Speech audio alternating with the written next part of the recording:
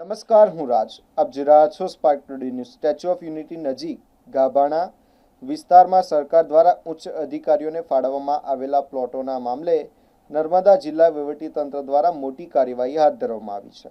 મળતી માહિતી મુજબ કુલ 13 ઉચ્ચ અધિકારીઓને આ વિસ્તારમાં પ્લોટ ફાળવવામાં આવ્યા હતા, જેમાંથી 6 પ્લોટ સરકાર દ્વારા પરત લેવામાં આવ્યા છે. આ મામલે 2 અધિકારીઓએ કોર્ટમાંથી સ્ટે મેળવ્યો હોવાનું જાણવા મળ્યું છે, જ્યારે બાકીના પ્લોટ સંબંધિત મકાનો પર હાલ ડિમોલેશનની કાર્યવાહી શરૂ કરવામાં આવી છે. નર્મદા જિલ્લા વહીવટીતંત્ર દ્વારા જેસીબી અને અન્ય મશીનોની મદદથી મકાનોને જમીનદોસ્ત કરવાની કામગીરી ચાલી રહી છે. આ કાર્યવાહીથી સમગ્ર વિસ્તારમાં ચર્ચાનો માહોલ સર્જાયો છે.